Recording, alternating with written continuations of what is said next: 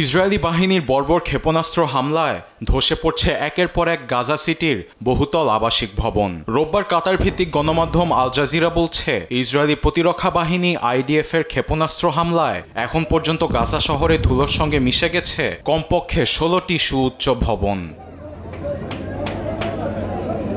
শুধু সিটিতেই নয়, উপত্যকা জুড়ে আগ্রাসন অব্যাহত রেখেছে ইসরায়েল। রোববার গাজায় দখলদার বাহিনীর অভিযান ও বিমান হামলায় প্রাণ হারান অর্ধশতের বেশি ফিলিস্তিনি। এমন পরিস্থিতিতে গাজাও কোথাও আর নিরাপদ আশ্রয় নেই বলে জানিয়েছে জাতিসংঘ সহ একাধিক মানবিক সংস্থা।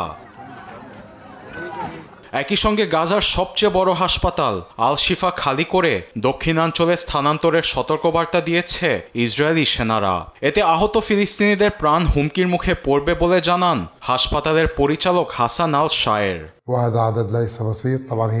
প্রতিদিন যে হারে রোগীরা আসছে, আমাদের হাসপাতালের সরঞ্জাম দিয়ে সবার চিকিৎসা করা সম্ভব নয়। প্রতিদিন প্রায় 60-এর মতো সার্জারি করতে হয়। এ অবস্থায় হাসপাতাল খালি করে অন্যত্র স্থানান্তর করা একেবারেই অসম্ভব।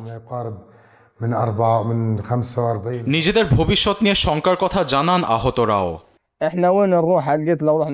দক্ষিণাঞ্চলে আমরা কোথায় যাব? সেখানে কিছুই নেই, সবকিছু ধুলোর সঙ্গে মিশে গেছে। আমরা বাঁচবো কিভাবে?